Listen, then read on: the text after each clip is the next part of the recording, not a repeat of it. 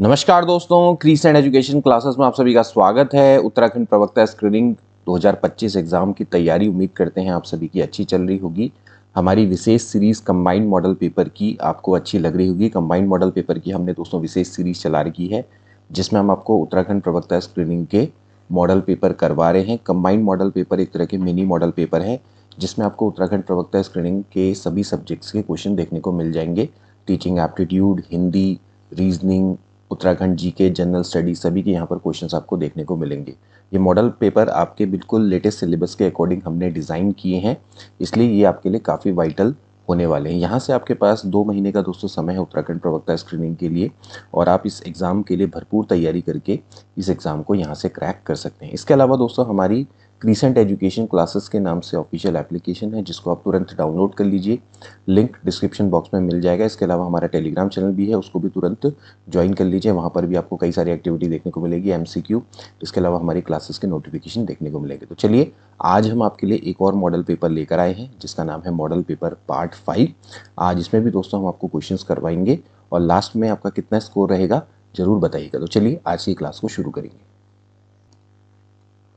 तो देखिए दोस्तों, आज का पहला प्रश्न आपकी स्क्रीन पर दिखेगा। निम्नलिखित में से कौन सा मॉन्टेसरी पद्धति का सिद्धांत नहीं है? Which of the following is not a principle of Montessori method? शिक्षण की दोस्तों एक विधि है मॉन्टेसरी मेथड। मिश्रित आयु वर्ग की कक्षाएं यानी कि मिक्स्ड एज क्लासेस, छात्र नेतृत्व वाली शिक्षा यानी कि स्टूडेंट लेड लर्निंग, पुस्तकों का सख्ती से पालन यानी कि strict adherence of to textbooks, और व्यवहारिक शिक्षण सामग्री यानी कि प्रैक्टिकल टीचिंग मटेरियल। तो इसका राइट ऑप्शन दोस्तों क्या होना चाहिए, एक बार थोड़ा सोचिए और इसका राइट ऑप्शन क्या होना चाहिए। इसका राइट ऑप्शन हो जाएगा दोस्तों ऑप्शन नंबर सी, पाठ्य पुस्तकों का सख्ती से पालन करना। ये दोस्तों आपका मॉन्टेसरी शिक्षा पद्धति के अंतर्गत दोस्तों नहीं आएगा। मॉन्टेसरी शिक्षा पद्धति दोस्तों आपकी एक साइंटिफिक शिक्षण प्रणाली है जिसको कि डॉक्टर मारिया मॉन्टेसरी इसके द्वारा दोस्तों इनके द्वारा ये इसको डेवलप किया गया था, ठीक है ना। तो ये इस पद्धति में क्या है कि बच्चों के जो स्वाभाविक विकास और सीखने की स्वतंत्रता पर दोस्तों ये केंद्रित होती है। तो ये एक तरह से पूरी तरह से बाल केंद्रित शिक्षा है, ओके। और इसमें छात्र है उसको पूरी तरह से स्वतंत्रता दी जाती है, वह अपनी गतिविधियों से खुद दोस्तों यहाँ पर सीखता है, करके दोस्तों यहाँ पर सीखता है, ओके। तो यहाँ पर दोस्तों आपका मिश्रित आयु वर्ग भी दोस्तों देखने को मिलेगा कि यहाँ पर मॉन्टेसरी जो कक्षा है इसमें विभिन्न उम्र के जो बच्चे हैं वो एक साथ सीखते हैं जिससे कि उनमें परस्पर सहयोग और सामाजिक कौशल भी विकसित होता है। शिक्षक की दोस्तों जो इसमें भूमिका होती है वो एक केवल मार्गदर्शक के रूप में होती है जो कि बेसिकली बच्चों को स्वतंत्र रूप से खोजने और सीखने के लिए प्रेरित करता है। तो यहाँ पर आपको मिश्रित आयु वर्ग की कक्षाएं देखने को मिलेंगी, छात्र नेतृत्व वाली शिक्षा देखने को मिलेगी और यहाँ पर ये प्रैक्टिकल टीचिंग मटेरियल यानी कि व्यवहारिक शिक्षण सामग्री देखने को मिलेगी, लेकिन पाठ्य पुस्तकों का सख्ती से पालन ये सब यहाँ पर नहीं होता है, ठीक है। तो ऑप्शन नंबर सी इसका करेक्ट हो जाएगा।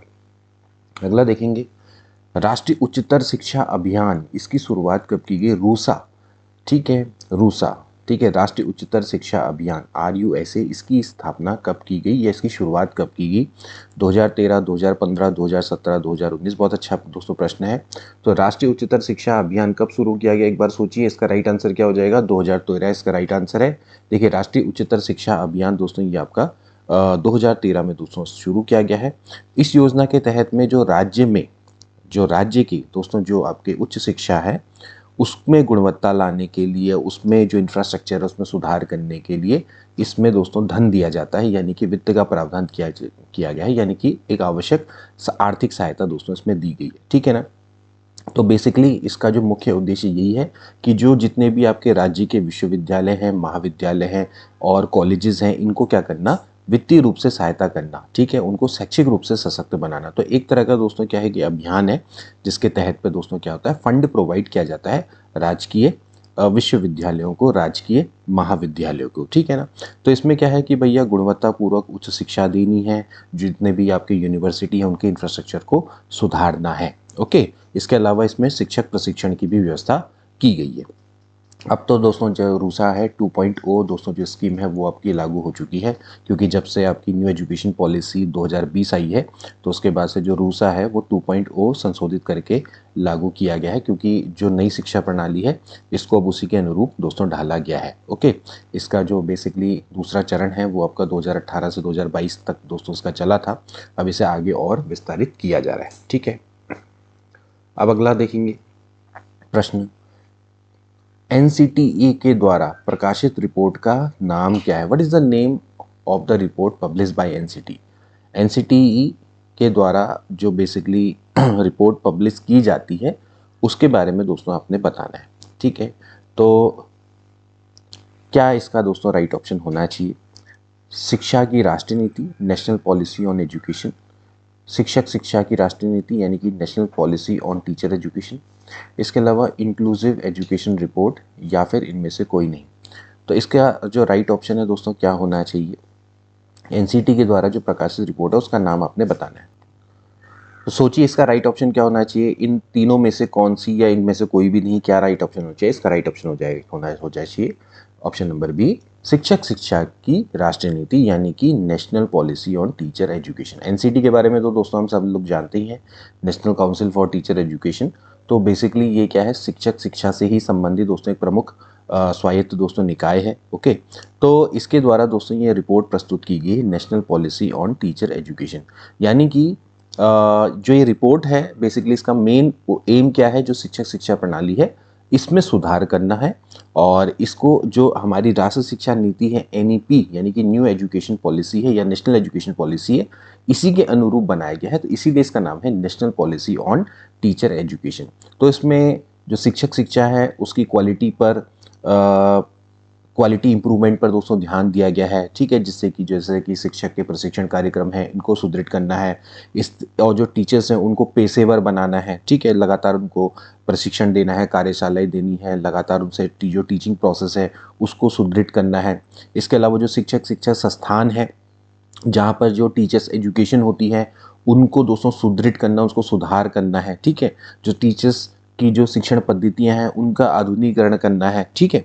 इस तरह के दोस्तों इसमें प्रावधान किए गए। इसके अलावा जैसे कि इसमें 4 वर्षीय एकीकृत बीएड जो कार्यक्रम होता है, जिसमें कि जैसे बच्चा 12th के बाद ही डायरेक्टली क्या करता है, 4 वर्ष का बीएड कोर्स करता है, जैसे कि बीटेक करता आदमी इंजीनियर बनने के लिए, ओके, ऐसे ही डॉक्टरी का कोर्स करता है सीधे डॉक्टर बनने के लिए, तो ऐसे ही 4 वर्ष का डायरेक्टली क्या करेगा, एकीकृत बीएड कार्यक्रम है, जिसमें कि 12th के बाद ही आप 4 वर्ष का बीएड कार्यक्रम करो, डायरेक्टली आप टीचर बन सकते हैं। तो इस तरह के जो कार्यक्रम है इनको लागू करना है। तो इस तरह की दोस्तों ये जो रिपोर्ट है इसमें ये सभी प्रावधान दोस्तों किए गए हैं। तो ऑप्शन नंबर बी आपका क्या हो जाएगा, करेक्ट हो जाएगा, ठीक है।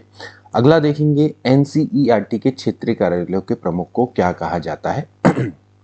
एनसीईआरटी के क्षेत्रीय कार्यालय, what is the head of the regional office of NCERT called? राष्ट्रीय शैक्षिक अनुसंधान एवं प्रशिक्षण परिषद, इसके जो क्षेत्रीय कार्यालय हैं इनके प्रमुख को क्या कहा जाता है? Regional director, regional adviser, field adviser या फिर एजुकेशनल एडवाइज़र। ओके, तो इसका राइट ऑप्शन दोस्तों क्या हो जाएगा, एक बार थोड़ा सोच के बताइए, क्योंकि वैसे हमने आपको एनसीईआरटी भी करवाया है और इसमें आपको ये चीज़ भी हमने बताई थी। तो इसका राइट ऑप्शन दोस्तों क्या हो जाएगा? इसका राइट ऑप्शन हो जाएगा ऑप्शन नंबर बी। इसको हम जनरली क्या बोलते हैं, क्षेत्रीय सलाहकार या फिर रीजनल दोस्तों एडवाइज़र इसको बोला जाता है, ठीक है।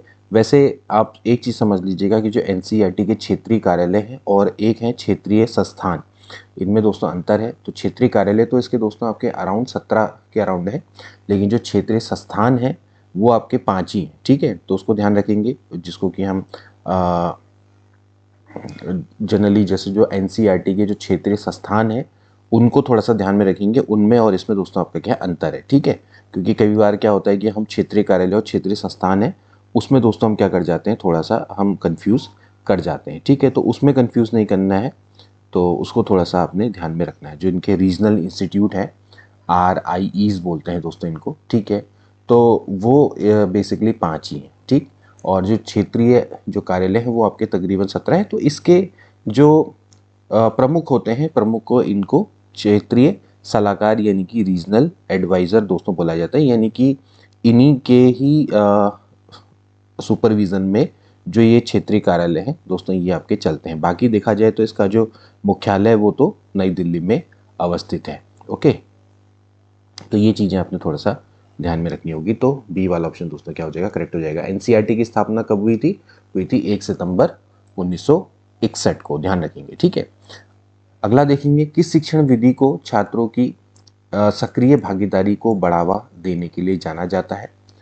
किस शिक्षण विधि को छात्रों की सक्रिय भागीदारी, जिस यानी कि which teaching method is known to promote the active participation of student, यानी कि जिसमें छात्र सक्रिय रूप से भागीदारी लेता है, तो ऐसी कौन सी शिक्षण विधि है? व्याख्यात्मक विधि, एक्सप्लेनेटरी मेथड, प्रोजेक्ट आधारित विधि यानी कि प्रोजेक्ट बेस्ड मेथड, तर्क संगत विधि यानी कि रेशनल मेथड, और या फिर अनुकरण विधि यानी कि इमिटेशंस मेथड। तो इसका राइट ऑप्शन दोस्तों क्या हो जाएगा, जिसमें दोस्तों क्या होता है कि छात्र भी सक्रिय रूप से भागीदारी लेता है, तो ऐसी कौन सी शिक्षण विधि है? तो ऑप्शन नंबर क्या हो जाएगा, बी करेक्ट हो जाएगा, प्रोजेक्ट आधारित विधि।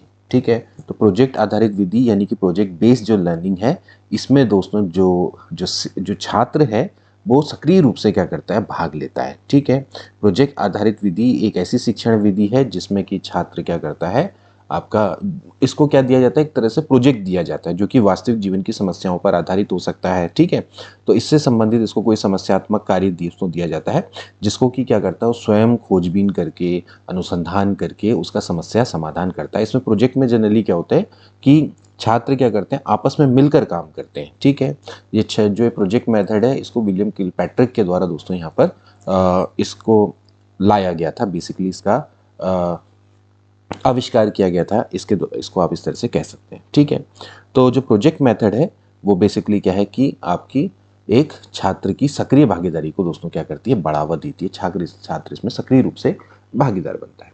अगला देखेंगे क्वेश्चन नंबर 6। दिए गए वाक्यांश के लिए एक शब्द का आपने चयन करना है। बहुत अच्छा दोस्तों प्रश्न है, यानी कि जो आपका वाक्यांश दिए हुए हैं उनके लिए आपने एक शब्द का चयन करना है। जैसे कि पूरब और उत्तर के बीच की दिशा, तो पूरब और उत्तर के बीच की जो दिशा होती है उसको हम क्या बोलते हैं? बहुत अच्छा दोस्तों ये प्रश्न है, और बेसिकली ये हिंदू वास्तुशास्त्र पर दोस्तों ये आधारित है। तो क्या इसका राइट ऑप्शन होना चाहिए? इसका राइट ऑप्शन हो जाएगा, देखिए, आग्नेय है, ईशान है, वायव्य है या फिर नैऋत्य है। तो क्या इसका राइट ऑप्शन होगा? इसका राइट ऑप्शन हो जाएगा ईशान। ठीक है, तो देखिए दोस्तों, जो आपकी उत्तर और पूर्व की जो दिशा होती है उसके बीच की जो दिशा होती है, बेसिकली क्या हुई, नॉर्थ ईस्ट की जो दिशा होती है उसको ईशान बोला जाता है। बेसिकली आपके क्या है दोस्तों कि जो आपके हिंदू वास्तुशास्त्र ज्योतिष है, तो उसमें ये बेसिकली जो दिशाएं हैं उनके लिए ये नामों का दोस्तों प्रयोग होता है। मैं आपको बता दूं, जैसे कि अगर आप देखें तो ये नॉर्थ है, इधर हो गया साउथ, इधर है ईस्ट, एंड ये हो गया आपका वेस्ट। ठीक है, तो अगर आप देखें तो जैसे नॉर्थ ईस्ट है, ठीक है, यानी कि जो भी हमने पढ़ा उत्तर पूर्व दिशा, इसको हम क्या बोलते हैं, ईशान बोलते हैं।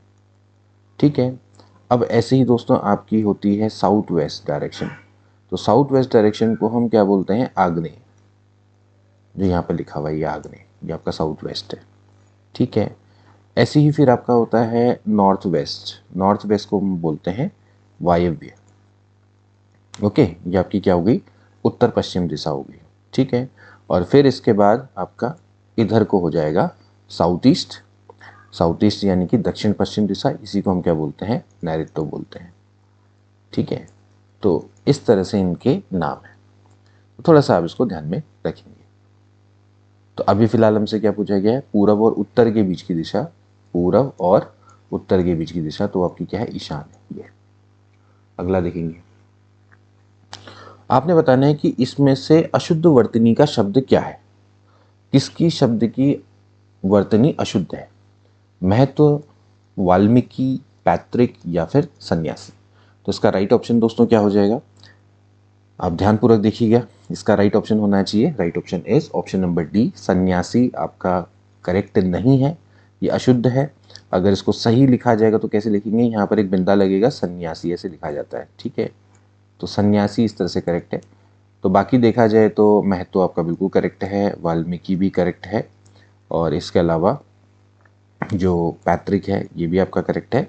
बस जो ये वाला जो आपका बना हुआ है सन्यासी है, दिस इज़ नॉट करेक्ट।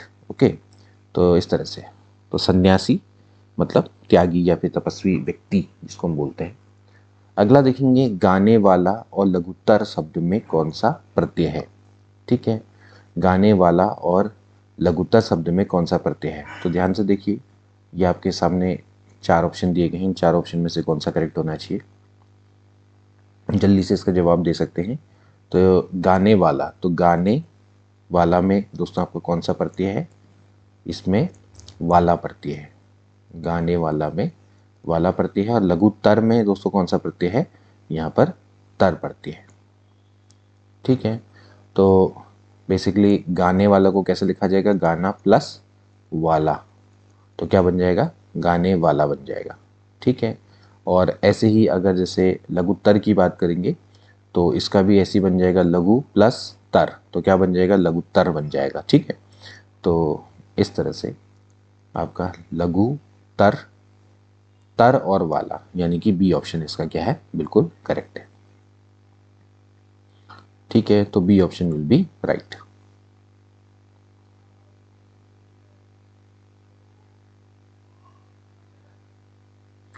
चलिए बी ऑप्शन इज राइट। अगला देखेंगे क्वेश्चन नंबर 9। अनधिकृत शब्द का संधि विग्रह क्या होगा, आपने इसका संधि विग्रह करना है। अन प्लस अधिकृत, अन प्लस अधिकृत, अन्य प्लस अधिकृत, या फिर अनधि प्लस कृत। तो क्या इसका राइट ऑप्शन होना चाहिए दोस्तों, इसका राइट ऑप्शन क्या हो जाएगा बताइए। इसका जो संधि विग्रह है वो दोस्तों आपका क्या हो जाएगा, अन प्लस अधिकृत, यानी कि अन ऐसे लगेगा, अन इसके नीचे इस तरह से डैश लगेगा और नीचे क्या आ जाएगा, अधिकृत। ठीक है, तो अन अधिकृत।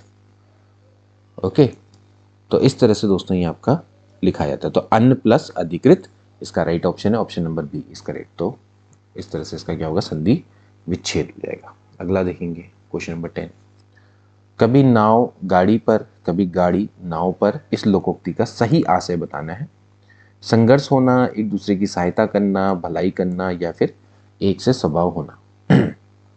क्या इसका राइट ऑप्शन होना चाहिए। बहुत अच्छा दोस्तों प्रश्न है, क्योंकि इसमें डायरेक्टली इसका जो मीनिंग है वो तो नहीं दिया गया, लेकिन इनडायरेक्ट मीनिंग दोस्तों इसकी दी गई है। ठीक है, तो इस हिसाब से काफ़ी महत्वपूर्ण हो जाता है क्वेश्चन ये। कभी गाड़ी नाव पर, कभी नाव गाड़ी पर, तो इसका क्या होना चाहिए। ठीक, देखिए इसका वैसे जो इस लोकोक्ति का अर्थ होता है, इसका लोकोक्ति का अर्थ होता है कि परिस्थितियां दोस्तों बदलती रहती हैं, परिस्थितियां हमेशा चेंज होती रहती है। तो ऐसे में संयोगवश कोई भी व्यक्ति किसी के भी काम आ सकता है। ठीक है, तो ऐसे में क्या होता है कि एक दूसरे की सहायता करना ही बेसिकली इस लोकोक्ति का सही आशय है। ठीक है, तो ऑप्शन नंबर बी दोस्तों क्या हो जाएगा, करेक्ट हो जाएगा। ठीक है, तो जैसे आप कह सकते हैं कि भैया गृहस्थी में कोई पति पत्नी है, एक दूसरे को समझकर उसका सहयोग करना चाहिए, क्योंकि कभी नाव गाड़ी पर, कभी गाड़ी नाव पर। तो इस तरह से जो बी ऑप्शन है दोस्तों इसका बिल्कुल करेक्ट है।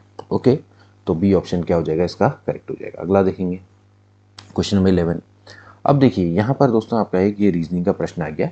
तो देखिए क्या लिखा हुआ है, यदि संख्या पूरी तरह से 11 से विभक्त हो जाए तो y का मान क्या होना चाहिए। ठीक है, 11 से विभक्ति के दोस्तों कैसे नियम होते हैं आप हमेशा ध्यान रखें, जैसे 1y 3y 6। तो 11 से विभक्ति के नियम का क्या होता है दोस्तों, हम इस तरह से स्टार्ट करते हैं, एक एक अक्षर छोड़ के, ये इस तरह से। ठीक है, हम क्या करेंगे, और फिर इसके बाद जो बीच के अक्षर हैं, तो पहले आप क्या करेंगे, इन सबका सम करेंगे, यानी कि 6 धन 3 धन 1। ओके, और फिर जो बीच के अक्षर हैं, बीच के अक्षर कितने हो गए, y और y, यानी कि 2y, इन दोनों का सम हो गया 2y। तो इन दोनों का जो अंतर है वो 11 से डिवाइड होना चाहिए।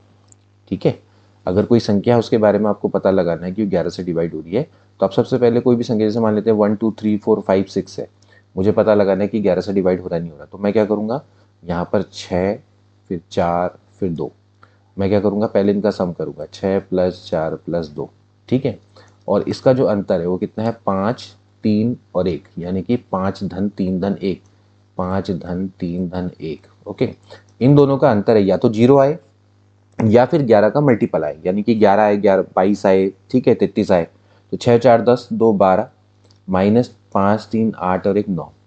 तो देखा जाए तो ये आपका 3 आ रहा है, जो कि ना ही 0 के बराबर है ना ही 11 का मल्टीपल है।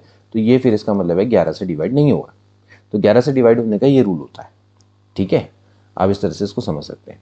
तो अब यहाँ पर क्या करना पड़ेगा, मतलब कि अब हमें क्या करना पड़ेगा, देखो जैसे 6 4 2 है, अब जैसे मान लेते हैं यहाँ पर अगर आपका 12 ही आ जाता, जैसे 5 और 3 8 है, और यहाँ पर मान लेते हैं 4 होता, जैसे यहाँ पर मान लेते हैं 4 होता, तो ये क्या होता है, 11 से डिवाइड हो जाता, 5 और 3 8, 8 से 4 12। ठीक है, तो फिर इसका मतलब 12 - 12, तो क्या क्या आता, 0 आता, तो ये पूरा का पूरा 11 से डिवाइड हो जाएगा। तो ऐसे यहाँ पर समझना है। तो ये कितना है, 6 3 9 और 1 10, तो यानी कि जो 10 - 2y है, ये आपका क्या होना चाहिए, 11 से डिवाइड होना चाहिए। ठीक है, तो अब या तो ये 0 आ जाए ठीक है। अब देखो अगर ये मान लेते हैं 0 आता है तो ये 11 से डिवाइड हो जाएगा। अगर ये 0 आता है तो 2y बराबर कितना हो गया 10, तो इसका मतलब y बराबर कितना रहा होगा 5 रहा होगा। ठीक है, 2 पंजे 10, तो ऐसे करके समझ रहे हैं। करना क्या है कि आपने यहाँ से स्टार्ट करना है लास्ट से, और एक एक आपने छोड़ते हुए चलना है। तो 6 और 3 9 और 1 10, इन सब का सम कर लिया, माइनस ये जो रह गए इनका सम यानी कि 2y। तो इन दोनों का अंतर है या तो 0 आए या तो 11 का मल्टीपल आए। तो इसका मतलब है y बराबर कितना आ गया 5 आ गया। ओके, अब मान लेते हैं कि 11 का मल्टीपल आए, तो 11 का मल्टीपल क्या हो सकता है कि या तो 11 आ जाए।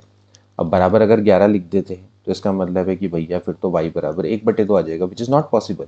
y की वैल्यू 1/2 नहीं हो सकती, क्योंकि भैया ये तो नंबर है, डिजिट है। अब डिजिट है तो भैया डिजिट तो क्या होती है 0 से लेके 9 तक होती है। ठीक है, तो इसका मतलब है कि डिजिट जो भी आएगी वो आपकी 0 से 9 के बीच का ही नंबर आना चाहिए। ठीक है, तो 11 वाला तो कैंसिल हो गया। ऐसे ही अगर मैं 10 - 2y, फिर 11 का दूसरा मल्टीपल कौन होगा 22 होगा। ठीक है, तो अगर इसको देखा जाए तो भैया 12 हो गया 2y। तो यहाँ पर से ये 12 मतलब कि इसमें से अगर आप माइनस करेंगे तो यहाँ से दोस्तों क्या आ जाता है अगर एक 11 का जैसे मल्टीपल अगर हम देखें तो 11 का जो दूसरा मल्टीपल है 11 दूनी 22, तो यहाँ से ये y को इधर ले आओ और यहाँ पर ये 2y को इधर ले आओ और ये 22 को इधर ले आओ, तो ये माइनस में आ जाता है। कहने का मतलब है माइनस में आ जाता है। ठीक है, इधर भी देखा जाए तो ये माइनस में ही आ रहा था, तो यहाँ पर भी 12 आ रहा है, तो y बराबर कितना आ रहा है -6। तो भैया -6 तो पॉसिबल ही नहीं है ना। ठीक है, अब ऐसे दोस्तों हम आगे जितना भी करेंगे तो y की वैल्यू नेगेटिव ही आएगी। अब y क्या है दोस्तों, डिजिट है। डिजिट का मतलब होता है 0 1 2 3 4 से लेकर 9 तक। तो इसका मतलब है इसी के बीच में इसकी वैल्यू आनी चाहिए। तो इसका मतलब जो हमारा पहला वाला आंसर आया था वही करेक्ट है, यानी कि यही आपका क्या हो जाएगा, करेक्ट हो जाएगा। ठीक है, सिंपल सी बात है। y आपकी क्या है, ये आपकी डिजिट है। भाई जब हम नंबर लिखते हैं ना, हमारी जो डिजिट होती हैं क्या होती हैं 0 1 2 3 से लेकर 9 तक। इन्हीं से मिलकर हमारे क्या बनते हैं, नंबर बनते हैं। नंबर जैसे कि 33 क्या है आपका एक नंबर है, और इसमें डिजिट किसका प्रयोग है 3 का 3 का। आपसे बोला जाएगा 91, तो 91 नंबर है, इसमें 9 डिजिट और 1 डिजिट है। ठीक है, अब कोई जो डिजिट है वो आपकी 0 या 9 के 0 से 9 के बीच में ही होगी। ठीक, तो यहाँ पर जब हम 0 रखते हैं तो तभी आपकी y बराबर 5 डिजिट आ जाती है। इसके अलावा फिर और कोई भी इसको सेटिस्फाई नहीं कर पाता है। तो इसका मतलब है कि डी वाला यही ऑप्शन करेक्ट हो जाएगा, यानी कि जो y हो क्या रहा होगा 5 रहा होगा, यानी कि 1 5 3 5 6 ये आपका नंबर रहा होगा। ठीक, तो इस तरह से आप इस प्रश्न को करेंगे, तो यानी कि ऑप्शन नंबर डी करेक्ट। अगला देखेंगे। देखिए 6 वर्ष पूर्व सुशील की आयु स्नेहल की आयु की 3 गुना थी। 6 वर्ष बाद सुशील की आयु स्नेहल की आयु की 5/3 गुना होगी। स्नेहल की वर्तमान आयु कितनी है। अब देखिए इस प्रश्न को आप दो तरीके से कर सकते हैं। ठीक है, देखिए एक प्रश्न तो ये मेथड है कि आप x और y मेथड अपनाएं, और एक है कि आप x मेथड अपनाएं। ठीक है, जैसे मैं खाली x मेथड अपनाता हूँ, तो x मेथड में देखो क्या है, मान लेते हैं स्नेहल है, स्नेहल की है आयु है x। ठीक है, अब देखा जाए तो कह रहा है कि 6 वर्ष पूर्व। 6 वर्ष पूर्व का मतलब है कि x - 6, x में से 6 को माइनस कर दो। सुशील की आयु स्नेहल की आयु की 3 गुनी थी, तो सुशील की जो आयु है वो कितनी हो जाएगी, स्नेहल की आयु की 3 गुनी, यानी कि 3x - 6। ओके, 6 वर्ष बाद यानी कि x + 6, सुशील की जो आयु है स्नेहल की आयु की 5/3 गुना होगी, यानी कि जो सुशील की आयु है 6 वर्ष के बाद इसकी हो जाएगी कितनी, 5/3 गुना हो जाएगी। ओके, ठीक है, इतना है दोस्तों। ये है 6 वर्ष पहले, ये है 6 वर्ष बाद। ठीक है, ये 6 वर्ष बाद है। इसका मतलब है कि कुल जो अंतर है वो कितना है 12 वर्ष का। अब ये 6 वर्ष बाद की आयु है, 6 वर्ष पहले की आयु है, यानी कि इन दोनों का जो अंतर होगा वो कितना होगा भैया, वो हो जाएगा 12 वर्ष। भाई होगा ही होगा, ऑब्वियसली बात है भाई। 6 वर्ष पहले की आयु 6 वर्ष बाद की आयु, यानी कि जो दोनों का अंतर है वो 12 वर्ष का है, यानी कि इन दोनों आयु में जो अंतर होगा 12 वर्ष का अंतर है, यही तो अंतर है। ठीक, तो यहाँ से आप इसको सॉल्व कर लीजिए। यहाँ से बस इसको इस इक्वेशन को सॉल्व करना आना चाहिए। तो देखिए इसको कैसे सॉल्व करेंगे। इसको मैं ऐसे लिखूँगा 5x + 6, एलसीएम लूँगा तो ये हो जाएगा 3 × 3 = 9, x - 6 बराबर, ये 3 इधर चला जाएगा मल्टीप्लाई में, 12 × 3 = 36। अब इसको मल्टीप्लाई करेंगे 5x प्लस 5×30 माइनस ऐसे करूँगा 9x, 9×6 हो गया 54 बराबर 36। ठीक है, 5x और 9x यानी कि -4x, 5 में से 9 गया -4 हो गया। ठीक, यहाँ पर से आप इन दोनों को ऐड करेंगे तो ये हो जाएगा 5 और 3 80 84। ठीक है, 36 माइनस ये हो जाएगा 84। अब ऐसे ही आप इसमें से माइनस कर देंगे 14 में से 6 गया 8 और यहाँ पर से आपका कितना बच जाएगा 7, 7 में से 3 गया 4। ठीक है, माइनस, तो माइनस से माइनस काट दो तो x बराबर कितना आ जाएगा 4/48/4, तो 4 एकम 4, 4 दूनी 8, यानी कि अभी जो इसकी वर्तमान आयु है वो कितनी है 12 वर्ष है, तो 12 वर्ष इसका करेक्ट आंसर आ जाएगा। ठीक, तो option number A will be correct. ये इस तरह से आपका प्रश्न बनता है। तो 6 वर्ष पूर्व जो सुशील की आयु थी वो स्नेहल की आयु की 3 गुनी थी। 6 वर्ष बाद जो स्नेहल की आयु है उसका 5/3 गुना होगी। तो इसको इस तरह से दोस्तों आप कर सकते हैं। तो पहली तो मेथड ये है। ओके, इसके बाद अगर मैं दूसरी मेथड की बात करूँ, एक बार दूसरे मेथड में आपको डिस्कस करवाता हूँ। देखिए कैसे करेंगे, ये इस कर देते हैं ऑल, उसको आप देख लीजिएगा मैंने कैसे किया।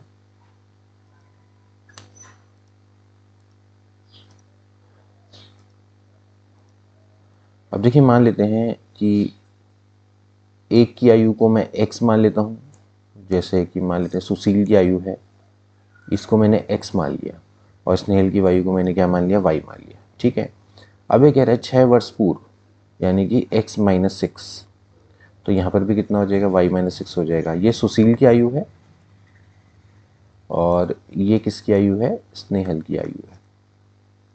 अब 6 वर्ष पूर्व जो सुशील की आयु है वो स्नेहल की आयु की कितना गुना थी 3 गुना थी, यानी कि ये बन गई इक्वेशन नंबर 1। अब 6 वर्ष बाद यानी कि x धन 6, ठीक है, बराबर है स्नेहल की आयु का 5/3 गुना, यानी कि 5/3 y धन 6, मतलब कि दोनों में 6 ऐड कर देंगे, इक्वेशन नंबर 2 ये। ठीक है, अब आपने क्या करना होगा, इन दोनों इक्वेशन को सॉल्व करना होगा। इन दोनों इक्वेशन को कैसे सॉल्व करेंगे, आप क्या करिए ऐसे लिख दीजिए x - 6 बराबर हो गया 3 y - 6 बराबर हो जाएगा x + 6 बराबर 5/3 y + 6। आप क्या कर दीजिए दोनों को माइनस कर दीजिए। माइनस करेंगे तो ये x से x कट जाएगा, यहाँ पर भी माइनस आ जाएगा, यहाँ पर माइनस आ जाएगा, तो ये -6 -12, फिर 3y - 6 माइनस कितना हो जाएगा 5/3 y + 6 ये।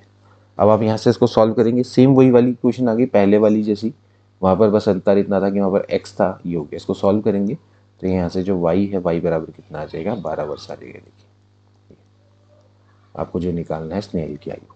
ठीक है, इसको आप सॉल्व करिएगा सेम जैसे मैंने पहले करवाया, सेम उसी कॉन्सेप्ट से, तो इसकी 12 वर्ष आयु आ जाएगी। तो ऐसे आप इसको कर सकते हैं। ठीक है, अगला प्रश्न देखेंगे।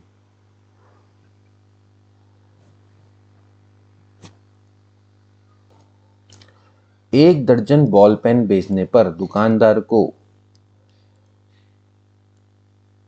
4 बॉल पेन के विक्रय के मूल्य के बराबर लाभ होता है, तो उसका आपने लाभ प्रतिशत निकालना है। ठीक है, तो देखिए बहुत ध्यानपूर्वक देखेंगे।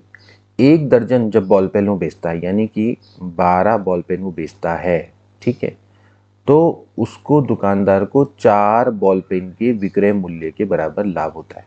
ठीक है, मान लेते हैं एक बॉल पेन का विक्रय मूल्य कितना है x रुपीस, मतलब कि एक बॉल पेन को x रुपए में बेचता है, तो 12 बॉल पेन को कितने रुपए में बेचेगा 12x। ठीक है, ये इसका क्या है दोस्तों बेसिकली सेल प्राइस है।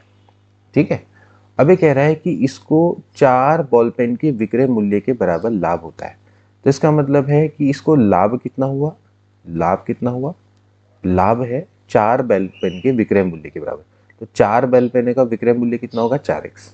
ठीक है, अब हम जानते हैं कि SP में से जब आप CP को माइनस करेंगे तो आपको क्या मिलता है लाभ मिलता है। भाई लाभ का मतलब है selling price minus cost price, तो यहाँ से आपका कॉस्ट प्राइस मिल जाएगा। भाई सेलिंग प्राइस कितना है 12x, ठीक है, माइनस कॉस्ट प्राइस, ये बराबर है लाभ, लाभ कितना है 4x। तो सेलिंग जो कॉस्ट प्राइस है वो बराबर कितना हो जाएगा, ये इधर चला जाएगा, इधर माइनस में आ जाएगा, तो 12x माइनस 4x यानी कि 8x। तो 8x आपका क्या हो गया, कॉस्ट प्राइस हो गया। अब आपको क्या निकालना है, लाभ प्रतिशत। अब देखिए लाभ प्रतिशत का क्या फॉर्मूला होता है, लाभ प्रतिशत कैसे निकालते हैं, लाभ बट्टे कॉस्ट प्राइस गुणा 100। क्योंकि जब भी आप लाभ या हानि निकालेंगे तो हमेशा कॉस्ट प्राइस निकालेंगे, यानी कि जितने में आपने खरीदा। ठीक है, तो लाभ कितना है, लाभ है 4x, कॉस्ट प्राइस कितनी है 8x गुणा 100। तो 4x, इससे सीधे सीधे x x कट जाएगा, 4 दूनी 8, यानी कितना आ गया आपका 50%। तो 50% क्या हो जाएगा इसका राइट ऑप्शन, यानी कि option number A is correct. समझे।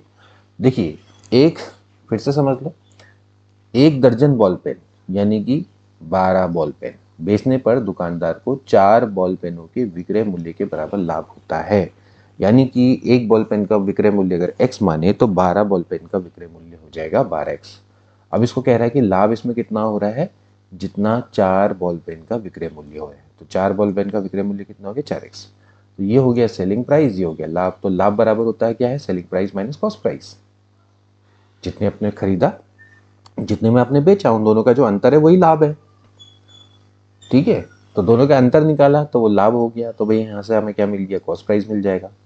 ठीक है, तो आप वैसे भी समझ सकते हैं कि भैया अगर आपको 12x का आपका विक्रय मूल्य और आपको लाभ अगर 4x है, तो 12x में से 4x माइनस कर देंगे तो 8x आपका क्या रहा होगा, वही आपका इतने में आपने खरीदा होगा। भाई 12x में आपने कोई चीज़ बेची और 4x का अगर आपको लाभ है तो 8x में आपने खरीदा होगा, है ना। तो आप डायरेक्टली ऐसे भी निकाल सकते हैं। बस आपको क्या करना है, लाभ परसेंट निकालना है, यानी कि प्रॉफिट परसेंट। तो प्रॉफिट परसेंट क्या होता है, profit divided by cost price into 100। तो आप इस तरह से इसको निकाल लेंगे। ठीक, so A option will be correct. अगला देखेंगे। अब एक घड़ी है, उसको 6 AM पर सेट किया गया। अब घड़ी क्या करती है, प्रत्येक 3 घंटे में 3 मिनट आगे 2 मिनट आगे बढ़ जाती है। अब 1:30 AM होने पर घड़ी कितना समय दिखाएगी। ठीक है, अब एक घड़ी है, उसको 6 AM पर सेट किया गया है, 6 AM पर सेट किया गया। अब वो क्या करती है, प्रत्येक 3 घंटे में 2 मिनट आगे बढ़ती है। यानी कि 1 घंटे में कितना बढ़ती है, 2/3 मिनट बढ़ती है। यही तो इसका अर्थ है। भाई जब 3 घंटे में 2 मिनट जाती है तो 1 घंटे में 2/3 मिनट बढ़ती है। तो हम ये देखते हैं कि 6 AM से 1:30 AM तक कितने घंटे हुए। ठीक है, तो आप देखेंगे 6 AM, देखो 6 AM से 1:30 AM, यानी कि 6 AM से दोस्तों पहले क्या आएगा, 6 PM आएगा। तो बेसिकली कितने हो गए, 6 घंटे तो यही हो गए। ओके, फिर 6 PM से आपका कितना आएगा, 12 AM आएगा, यानी कि 12 घंटे भी यहाँ हो गए। मतलब देखा जाए तो फिर क्या आएगा, 12 AM आएगा, रात के 12 बज गए। ठीक है, 12 AM इसको मान लो। तो ये बेसिकली यहाँ पर कितने हो गए, 12 घंटे तो यहीं पर ही हो गए। ठीक है, 12 घंटे और फिर इसमें 1.5 घंटे और जोड़ने हैं। तो 12 यानी कि कितना हो गया आपका, 13.5 घंटे हो गए।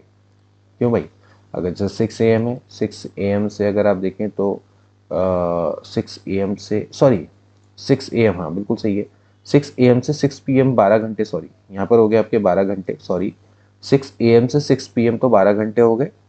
और फिर उसके बाद 6 PM से फिर आपके क्या होंगे, अगले 12 बजे तक फिर 6 घंटे होंगे। सॉरी यहाँ पर थोड़ा सा मैंने गलत कर दी, 6 आवर्स। एंड देन उसके बाद आपके 1.5 घंटे। मतलब आप इसको इस तरह से लिख लो। देखो पहले 6 AM से आप जाओ 6 PM तक, तो इसमें टोटल कितने हो गए, 12 घंटे। फिर 6 PM से जाओ आप कितना, 12 PM तक या 12 AM तक, रात के 12 बजे तक। तो बेसिकली इसमें कितने हो जाएंगे, फिर आपके 6 घंटे हो जाएंगे। फिर आप 12 AM से कितने तक जाओ, 1:30 AM तक जाओ, यही तो कहने का है। तो इसमें कितने घंटे हो जाएंगे, 1.5 घंटे, 1.5 आवर्स। तो टोटल अगर आप समझेंगे तो 12 6 18, 18 1 19, तो यानी कि 19.5 घंटे हो गए। ठीक है, तो अब 1 घंटे में 2/3 मिनट बढ़ती है, तो 19.5 आवर्स में कितने मिनट बढ़ जाएगी, 2/3 गुणा 19.5, इतने मिनट बढ़ जाएगी। यही होना चाहिए भाई, 1 घंटे में जब 2/3 मिनट बढ़ती है तो इतने घंटे में कितने मिनट आगे बढ़ जाएगी, 2/3 को इसको से मल्टीप्लाई कर देंगे तो यहाँ से हो जाएगा 3 6 18, 3 5 15, यानी कि अगर आप 6.5 है इसका डबल करेंगे तो कितना आ जाएगा, 13 मिनट ये आगे बढ़ जाएगी। तो अगर घड़ी में 1:30 AM शो हो रहा है इसमें 13 मिनट और जोड़ दो, यानी कि कितना हो जाएगा, इसमें 13 और जोड़ दो यानी कि 43 AM। इतना शो होना चाहिए घड़ी में। तो इस हिसाब से देखा जाए तो बी ऑप्शन क्या हो जाता है, इसका राइट हो जाता है। ठीक, तो समझे। करना क्या है, एक घड़ी है उसको 6 AM पे सेट किया गया, ठीक हो गया, हमारा बेस मिल गया हमको। अब एक घड़ी क्या करती है, प्रत्येक 3 घंटे में 2 मिनट आगे बढ़ती है, यानी कि इन एवरी 3 आवर्स 2 मिनट आगे, यानी कि हर घंटे में 2/3 मिनट आगे बढ़ती है। अब 1:30 AM होने पे एक्चुअली घड़ी कितना समय दिखाएगी, अगर सही समय पे 1:30 AM हो रखा है तो घड़ी कितना समय दर्शाएगी। तो पहले आप निकाल लो कि भैया यहाँ से कितने घंटे हो गए, 6 AM से 1:30 AM तक आपके हमने हिसाब लगाया 19.5 घंटे हो चुके हैं। ठीक है, तो 6 AM आज की सुबह 6 से और अगले सुबह 1:30 बजे तक, समझ रहे हैं, तो उतने तक का समय, यानी कि 19.5 घंटे पूरे। तो 19.5 घंटे में कितने बढ़ जाएगी, यानी कि 13 मिनट आगे बढ़ जाएगी।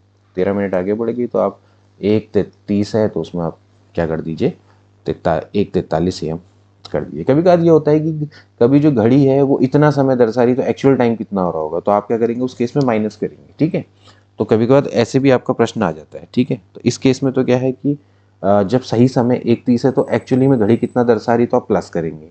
अब कभी कभार क्या होता है कि प्रश्न पूछा जाता है कि भाई घड़ी इतना दर्शा रही तो एक्चुअल टाइम क्या होगा, तो फिर उस केस में माइनस करेंगे।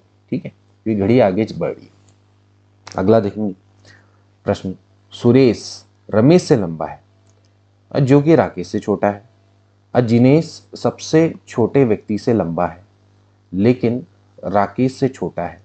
प्रीतेश सुरेश से लंबा है लेकिन जिनेश से छोटा है, सबसे छोटा कौन सा है। इसमें दोस्तों आप इस तरह से बनाइए, देखिए क्या है, जो सुरेश है, सुरेश दिया हुआ आपको, ये रमेश से लंबा है, यानी कि it is greater than Ramesh, ऐसे लिखते हैं। ठीक है, ग्रेटर का मतलब जो बड़ा है इसकी तरह को मुंह खुला होता है। ठीक है, अब ये कह रहेगा सुरेश रमेश से लंबा है जो कि राकेश से छोटा है। अब ये जो रमेश है ये राकेश से भी छोटा है। ठीक है, तो कहने का मतलब ये है कि जो रमेश है यानी कि जो राकेश है वो भी रमेश से लंबा है। ठीक है, रमेश से लंबा है। ठीक हो गया।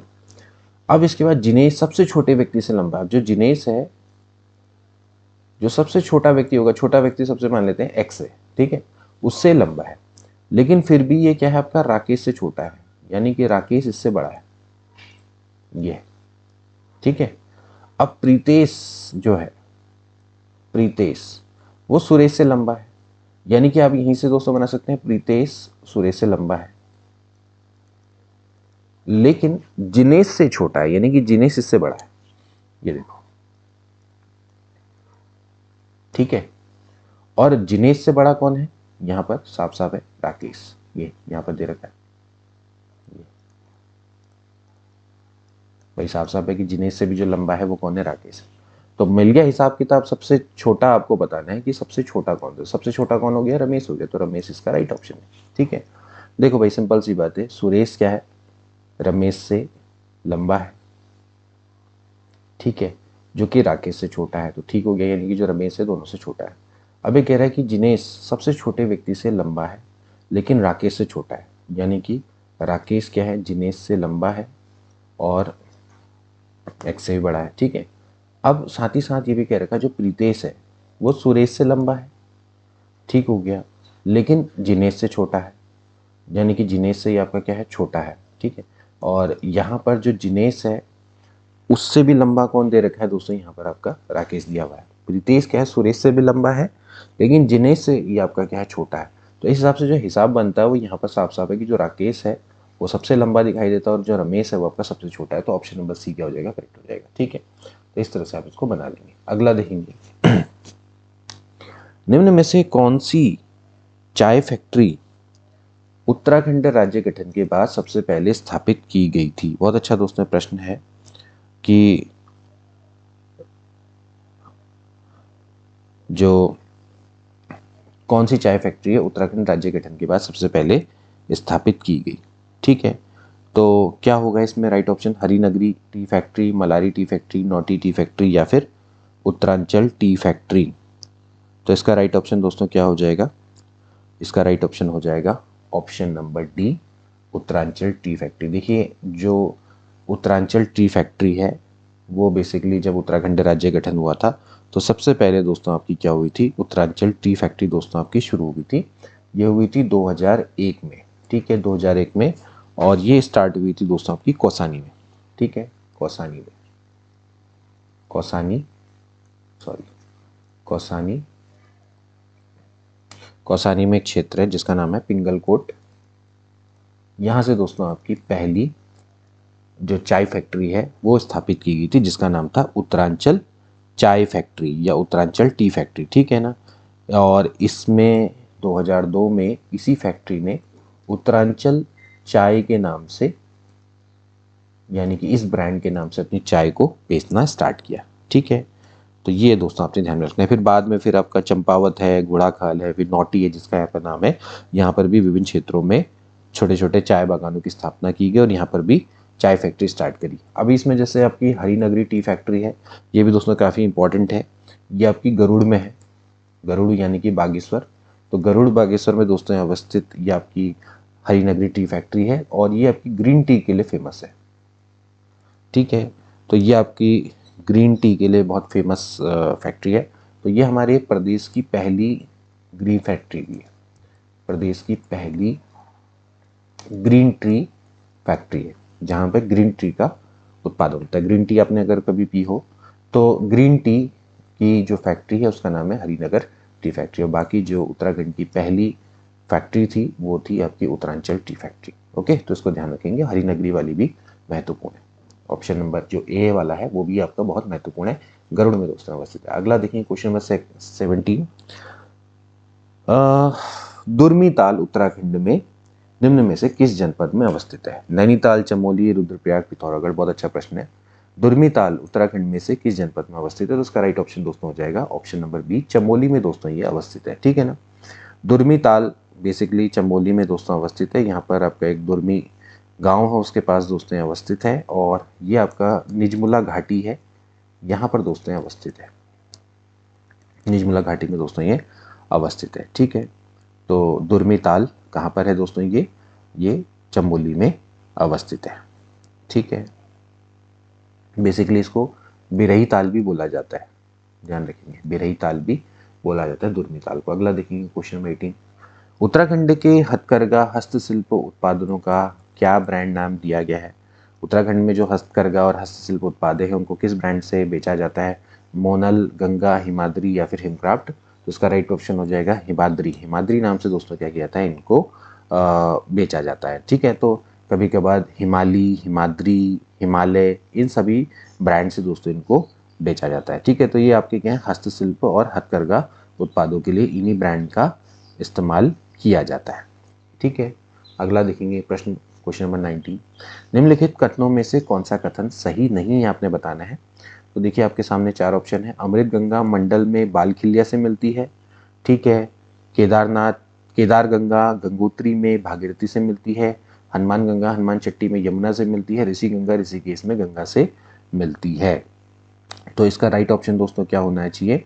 तो देखिए बिल्कुल ऑप्शन नंबर डी दोस्तों है वो आपका बिल्कुल सही नहीं है। बाकी अगर देखें अमृत गंगा जो है वो मंडल में बालखिलिया या बालखिला नदी से दोस्तों मिलती है, गोपेश्वर के पास में चमोली में दोस्तों ये अवस्थित है, बिल्कुल करेक्ट है। बाकी देखा जाए तो केदार गंगा है वो गंगोत्री में यानी कि उत्तरकाशी में दोस्तों ये आपकी भागीरथी से मिलती है।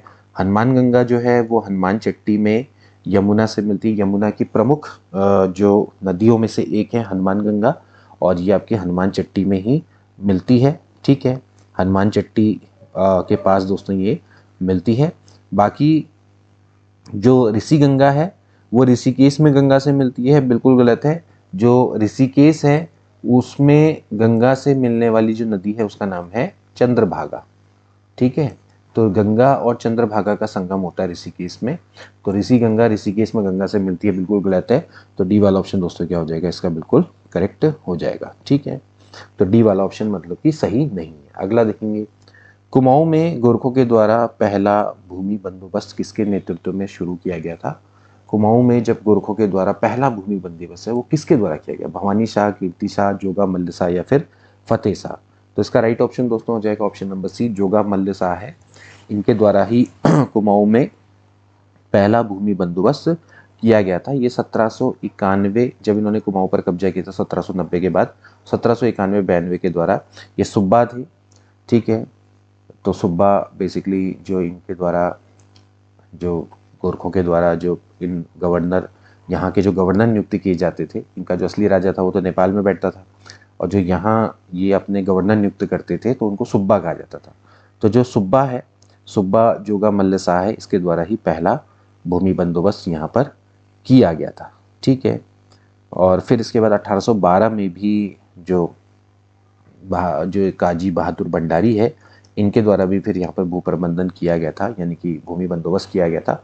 लेकिन जो पहला भूमि बंदोबस्त है वो जोगा मल्ल शाह के नेतृत्व में यहाँ पर स्टार्ट किया गया था। फिर बाद में काजी बहादुर भंडारी, उसने भी 1812 में किया था, ठीक है। अगला देखेंगे, निम्न में से किसने राष्ट्रकूट साम्राज्य की नींव रखी? राष्ट्रकूट साम्राज्य की नींव रखने वाला कौन था? ध्रुव, अमोघवर्ष प्रथम, कृष्ण प्रथम या फिर दंती दुर्ग? तो इसका राइट ऑप्शन क्या हो जाएगा? राइट ऑप्शन हो जाएगा दंती दुर्ग। ऑप्शन नंबर डी करेक्ट है। राष्ट्रकूट साम्राज्य की दोस्तों जो नींव है वो आपकी दंती दुर्ग के द्वारा रखी गई थी। दंती दुर्ग ने क्या किया था? जो चालुक्य सम्राट है उसको हराकर कर्नाटक में राष्ट्रकूट साम्राज्य की स्थापना दोस्तों करी थी, ठीक है। तो option number D will be correct. अगला देखेंगे, भारत के सुदूर दक्षिण में जो इंदिरा पॉइंट है वो कहाँ पर अवस्थित है? जो इंदिरा पॉइंट है, जो आपका सबसे दक्षिणतम बिंदु माना जाता है इंदिरा पॉइंट, वो कहाँ पर अवस्थित है? तमिलनाडु, बड़ा निकोबार, छोटा निकोबार या फिर कार निकोबार? तो बेसिकली ये कहाँ पर है? बड़ा निकोबार, जिसको कि ग्रेट निकोबार भी बोला जाता है। अंडमान और निकोबार द्वीप समूह के ग्रेट निकोबार या फिर बड़ा निकोबार में दोस्तों ये अवस्थित है, ठीक है। अब ये बेसिकली किस में आता है? ये लक्ष्मी नगर पंचायत में आता है। ये भी पूछा जाता है दोस्तों, लक्ष्मी नगर पंचायत में दोस्तों आता है इंदिरा पॉइंट, उसको ध्यान में रखेंगे, ठीक है। पहले इसको दोस्तों हम पिग्मेलियन पॉइंट के नाम से भी जानते थे, जो आपका जो इंदिरा पॉइंट है। फिर बाद में 1985 में इसका जो नाम है वो बदलकर इंदिरा गांधी या इंदिरा पॉइंट कर दिया गया। पूर्व जो प्रधानमंत्री थी इंदिरा गांधी, उसके नाम पर किया गया, ठीक है। अगला देखेंगे, वर्ष के प्रारंभ से लेकर अंत तक होने वाली टेनिस ग्रैंड स्लैम प्रतियोगिताओं के आयोजन का सही क्रम क्या है? ठीक है, यानी कि जो आपकी टेनिस ग्रैंड स्लैम जो होते हैं स्टार्टिंग में, वर्ष की शुरुआत में और अंत में कौन कौन से होते हैं, उसका सही क्रम आपको बताना है, ठीक है। बहुत अच्छा है दोस्तों ये प्रश्न। तो वर्ष के प्रारंभ से लेकर अंत तक होने वाली जो टेनिस ग्रैंड स्लैम का जो आयोजन का सही क्रम है, देखिए वर्ष की शुरुआत में सबसे पहले ऑस्ट्रेलियन ओपन होता है, फिर फ्रेंच ओपन होता है, विंबलडन होता है, फिर देन आपका अमेरिकन ओपन होता है, ठीक है।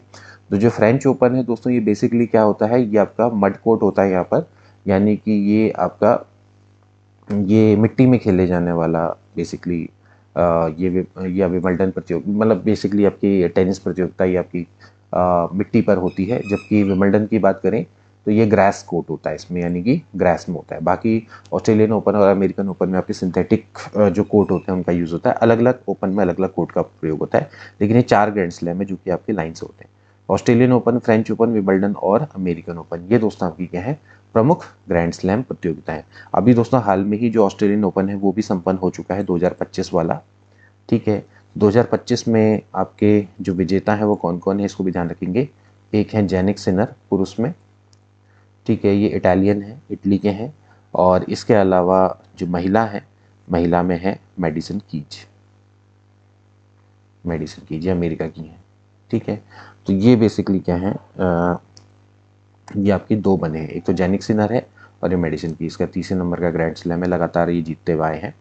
जो जेनिक सिनर हैं वो इटली के हैं और जो मेडिसन कीज हैं वो आपके अमेरिका के। इन्होंने अभी हाल में ही 2025 में ऑस्ट्रेलियन ओपन जीता। बाकी अगर आप एक ध्यान रखना कि जो फ्रेंच ओपन, विंबलडन और अमेरिकन ओपन है, इसको 2024 में किस किसने जीता, क्योंकि अभी तो ये हुए नहीं है। तो 2024 के इसके जो विनर है उनकी लिस्ट को आप में ध्यान रखना है, ठीक है। आगे हम कभी करवा देंगे, लेकिन आप इसको ध्यान रखेंगे। इसके बाद अगला देखेंगे, बिना ऑक्सीजन के विश्व के सर्वोच्च पर्वत शिखर माउंट एवरेस्ट पर चढ़ने वाले प्रथम भारतीय पर्वतारोही होने का गौरव किसको प्राप्त है? तो विश्व के सर्वोच्च शिखर यानी कि माउंट एवरेस्ट पर चढ़ने वाले पहले ऐसे पर्वतारोही जो कि बिना ऑक्सीजन के चढ़े थे, इसका राइट ऑप्शन है दोस्तों फू दोरजी। सी ऑप्शन इसका करेक्ट हो जाएगा। तो फू दोरजी हैं, ये सिक्किम से दोस्तों बिलोंग करते हैं और ये एक शेरपा थे और इन्होंने माउंट एवरेस्ट पर दोस्तों चढ़ाई करी थी और 1984 के दौरान पे ही दोस्तों इन्होंने चढ़ाई करी थी। और इनका सबसे बड़ा वो है ये अचीवमेंट यही है कि बिना ऑक्सीजन के ही इन्होंने इस पर्वत को चढ़ दिया था। अगला देखिए क्वेश्चन नंबर 25, निम्न में से किस वर्ष 26 अप्रैल को प्रतिवर्ष बौद्धिक संपदा दिवस मनाने की घोषणा की गई है? बौद्धिक संपदा दिवस मनाने की जो घोषणा है 1999, 2000, 2001, ठीक है, कब की गई है? तो इसका राइट ऑप्शन हो जाएगा ऑप्शन नंबर सी, ठीक है, 2000 को, यानी कि प्रतिवर्ष 26 अप्रैल को जो बौद्धिक संपदा दिवस बनाने की घोषणा की गई है वो 2000 को दोस्तों की गई है, ठीक है। तो 2000 को ही इसका है, ठीक है। तो विश्व बौद्धिक संपदा संगठन WIPO इसका प्रमुख दोस्तों संस्था है और इन्होंने ही दोस्तों 2000 में इस दिवस को मनाने की घोषणा करी थी। प्रत्येक वर्ष 26 अप्रैल को दोस्तों बनाया जाएगा। बेसिकली जो बौद्धिक संपदा है इसके बारे में लोगों को जागरूकता फैलाने के लिए दोस्तों ये जो दिवस है ये प्रतिवर्ष 26 अप्रैल को मनाया जाता है। कभी कभार विश्व बौद्धिक संपदा संगठन है, इससे दोस्तों आपके प्रश्न आने की संभावना दोस्तों रहेगी। जो WIPO है इसका जो मुख्यालय दोस्तों कहाँ पर अवस्थित है? जेनेवा स्विट्जरलैंड पे, ठीक है, जेनेवा स्विट्जरलैंड पे दोस्तों ये अवस्थित है, इसको ध्यान में रखेंगे, ठीक है।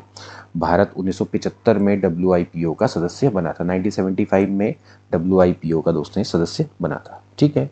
तो फिलहाल दोस्तों आज के लिए इतने ही प्रश्न और आई होप कि दोस्तों ये मॉडल पेपर आपको अच्छा लगा होगा। अगर अच्छा लगा है तो इसको अपने दोस्तों के बीच में शेयर करेगा। मिलेंगे नेक्स्ट क्लास में, तब तक के लिए take care and good bye.